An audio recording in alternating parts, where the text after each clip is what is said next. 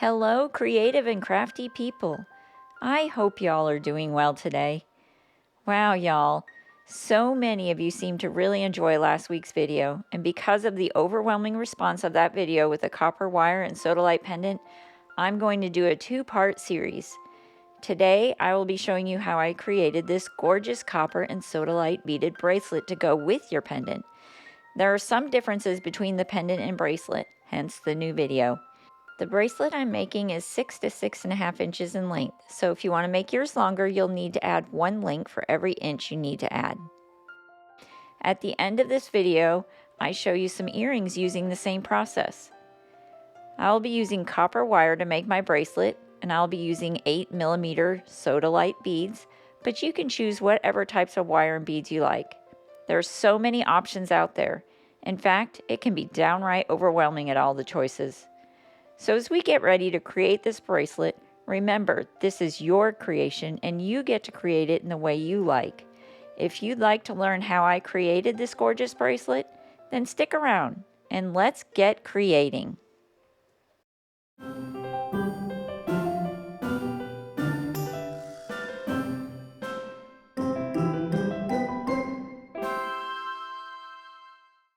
For this project, we'll be using 18 gauge wire, 7 pieces cut at 10 centimeters. Remember to add a piece for every inch you want to add to your bracelet. You'll need 2 pieces of 18 gauge wire cut at 3.5 centimeters. You'll need 14 8mm Sodalite beads. Remember to add beads for each link. It's 2 beads per link. And make sure that the hole in your beads can accommodate that 18 gauge wire. You'll also need some chain nose pliers, a pair of bent chain nose pliers, a pair of round nose pliers, a pair of looping pliers, a pair of flush cutters,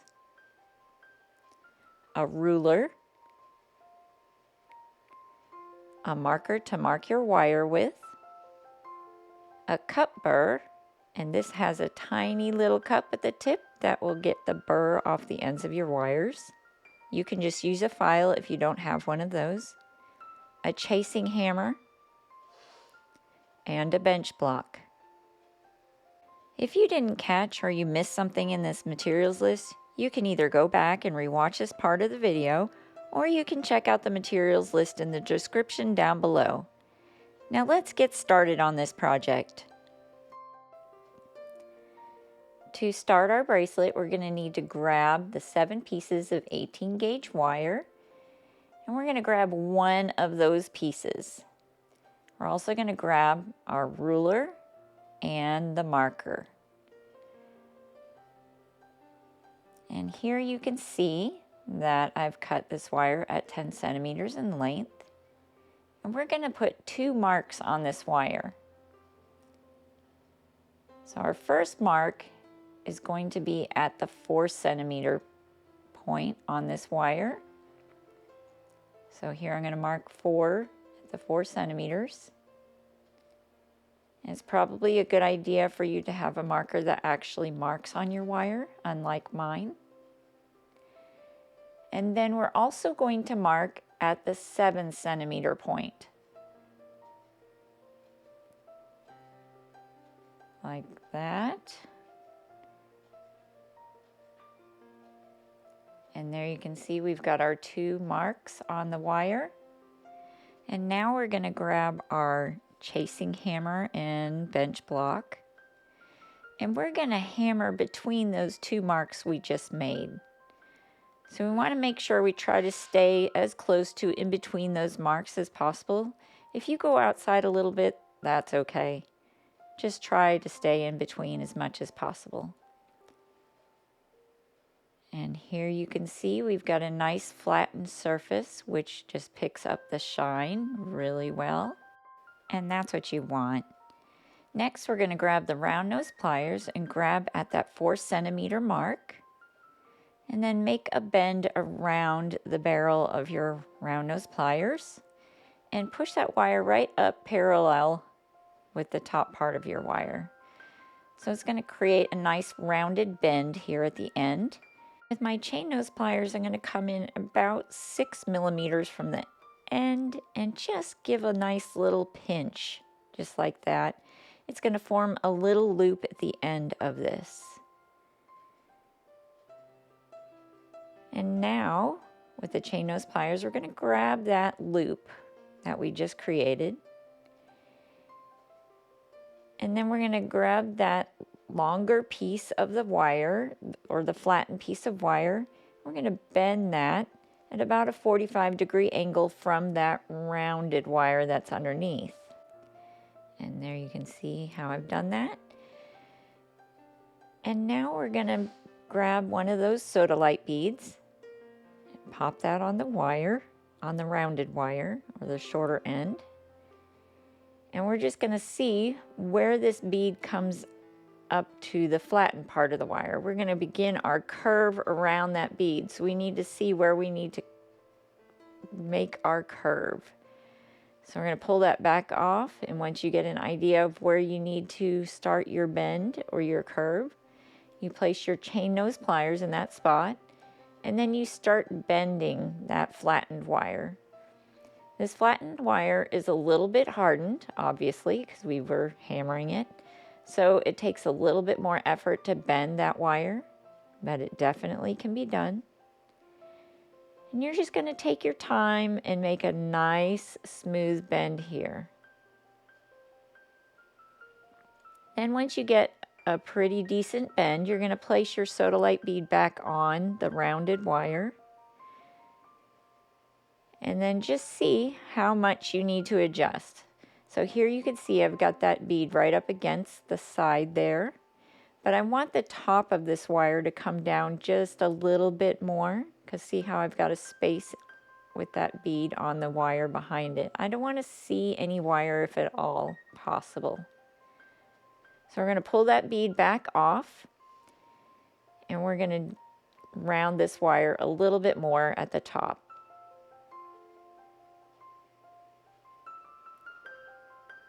And then we're going to place the bead back on and just see where I'm at. And there, that's a little bit better. See how I've got that wire covered up.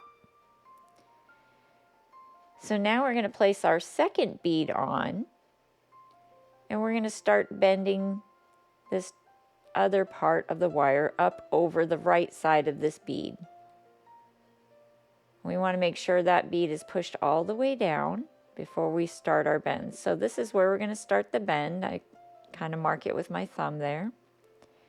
And then I'm going to grab the chain nose pliers and start bending this wire upward to go around our imaginary bead there. And we're going to keep making little adjustments as we go and make this curve as smooth as possible.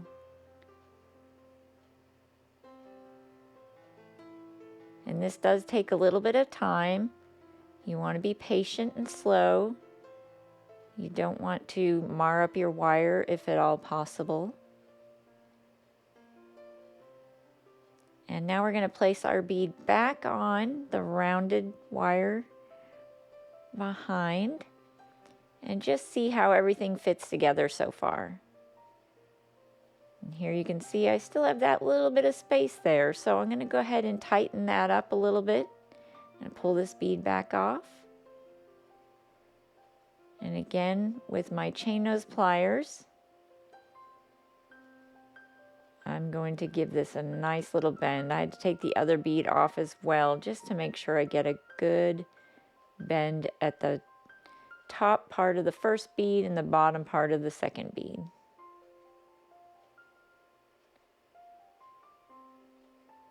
And see how I'm making little micro adjustments. I don't want to make a big adjustment and bend the wire too much, because if you bend it too much and have to keep bending it back and forth, you're going to break the wire. This wire is already hardened and we don't want to break that wire. So just little micro adjustments. So now we're going to put our beads back on to check our adjustments.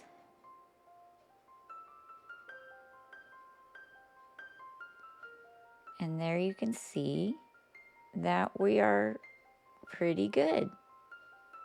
So if you feel like you still need to make some more adjustments, go ahead and do that at this time. But I feel pretty happy with this, so I'm going to go ahead and pull both of those beads back off of my piece, if I can hold on to it. There we go. And now I'm going to grab my bench block and chasing hammer, and I'm going to flip the piece over backward. So this is the front of the piece, and you're going to place the front side facing down onto the bench block, and then we're going to hammer the two curved parts of our flattened wire. What this does is it's just going to flatten the front side of that piece. It'll make it easier for the polishing process. If there's any little kinks or nicks from your tool, it will kind of flatten those out a little bit. So there you can see we've got a nice shine on there. And this is the point where I usually take my pieces and go polish this whole flattened section of my wire. Next, we're going to place our beads back onto the piece. And this is after you polish your wire. I did not polish this piece just so that I could show you all a little bit quicker of how this is done. And there you can see those pieces on there, or those beads on there. And now we're going to grab the top part of this flattened wire, and we're going to bend this around the rounded wire, or the wire that comes out of the beads. So we're going to grab that and bend it back behind that rounded wire. And then we're going to pull that wire all the way back across the front of the piece. Now grabbing the flush cutters, we're going to flush cut this wire about 1 millimeter from where the wires intersect each other there. And that is how much wire we are left with after cutting that piece off. And now we need to grab our chain nose pliers, and we're going to just snug that little end of the wire up against itself. So we're creating a little loop around the wire that comes out of the bead. Now we're going to create the loop at the end of our piece that will connect our links together. So I'm going to take that top wire and bend it over at a 90-degree angle off to the right side. And then I'm going to grab my flush cutters because this wire is just a tad too long. We want about 1 centimeter of wire left. And then I'm going to grab my looping pliers. And with a 2 millimeter barrel, I'm going to create a loop. If you don't have looping pliers, you can use round nose pliers for this part.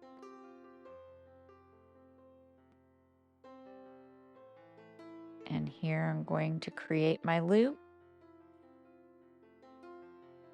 And notice I readjust those pliers as needed to get that loop all the way around. We want the end of that wire to meet back up with itself. And now I have created that loop. Sometimes when we've created our loops, it may not be quite in line with our piece. So not with the round nose pliers, but the chain nose pliers. We're going to straighten that piece up and make sure it is in line with the piece. Now making one more little adjustment. I am now finished with that link. And now with the magic of video editing, I've gotten all of my little pieces for my links prepared and polished. Polishing makes such a difference, y'all. And now I've added the beads to those links. So the next step is to connect these links together. So the first thing I'm going to need are my chain nose pliers and one of these links.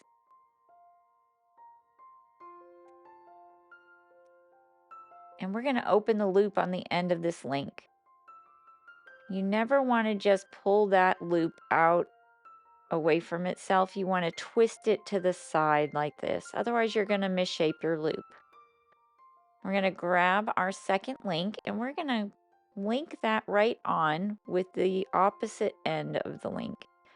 So with that original loop we had made, where the wire's folded in half, and then we're going to close that loop exactly the same way we opened it by twisting it back closed. Always make sure your links are facing the right direction when you put them together.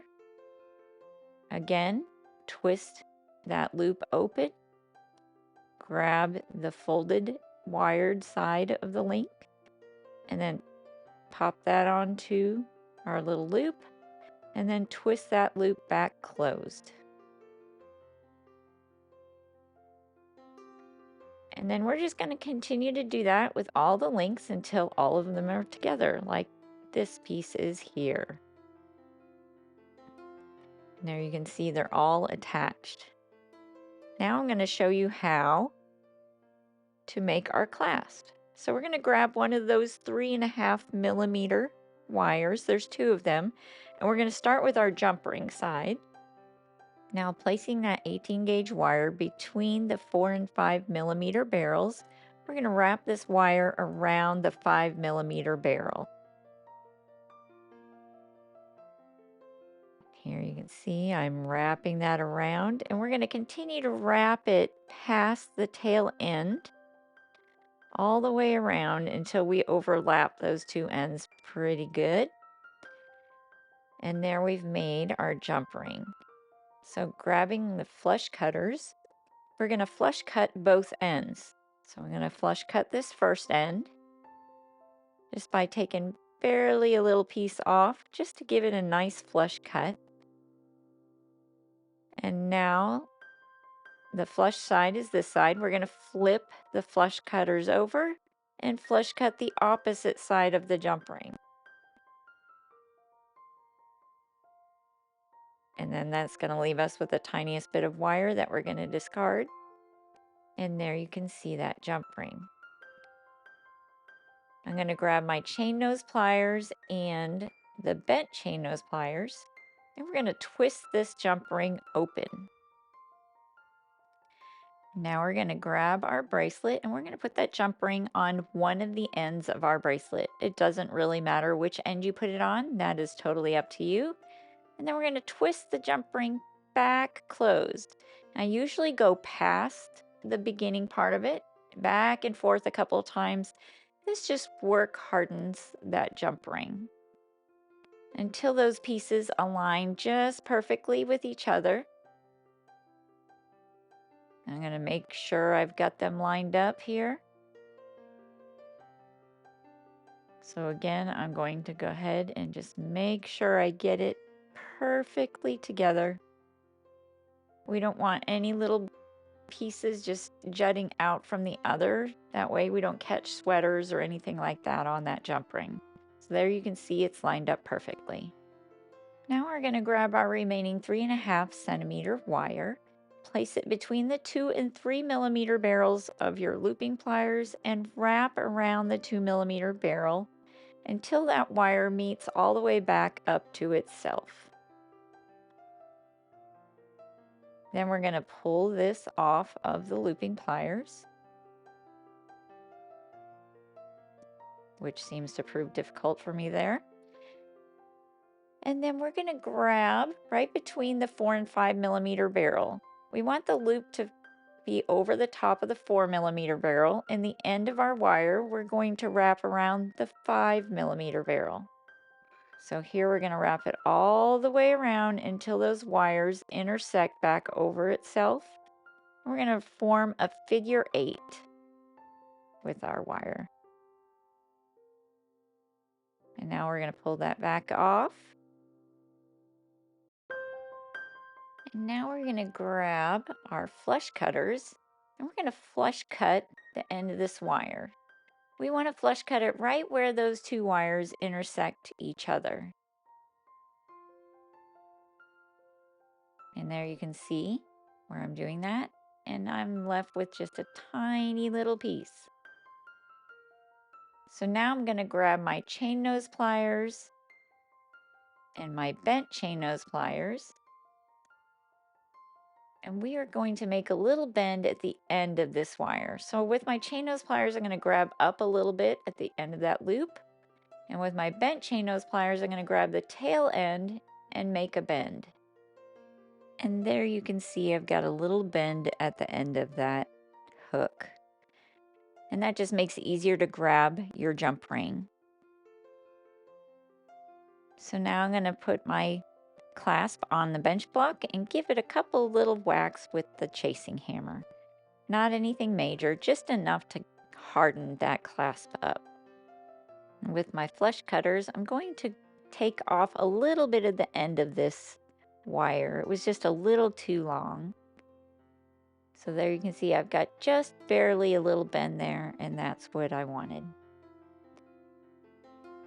And now with my cut burr, I am going to round off the end of this wire.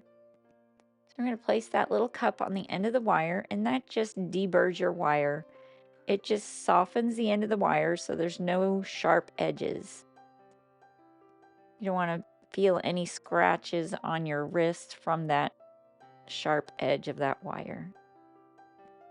You can also use a file to do this part. So if you don't have a cut burr, that is perfectly fine. You can use a file, you can use a piece of sandpaper, just whatever you have on hand.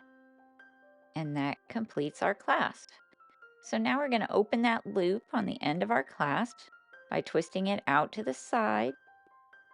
And then we're going to place that little end of the loop onto the opposite end of our bracelet. And then we're going to twist that loop back closed. Remember, we twist it out to the side and then twist it back closed. We don't want to misshape that loop on the end of the clasp. Make any last little adjustments, make sure everything's in line. And there is our completed bracelet. I absolutely love how this turned out. And this is what it looks like when it's on. And look how easy that is to clasp. And it's just as easy to unclasp, but it doesn't come off. It stays on. And now I want to show you a pair of earrings that's made with these same links. The only difference is the one of them is the opposite of the other. So when you do your flat curves around your beads, you want to go the opposite direction. Instead of going to the left with your first curve, you go to the right with your first curve, and then you come back around. You want your earrings to be a mirror image. And here is the entire set. There's the pendant from last week, the bracelets we made today, and the earrings that I've also made. I hope y'all enjoyed watching this video. Let me know in the comments below what you thought.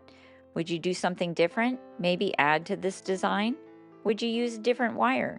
Did you like this project? I'd really like to hear your feedback. Did you know that you could become a member of my channel? You can get early access to my videos, get updates on what I'm doing in my studio, and hear or see some more fun personal life updates.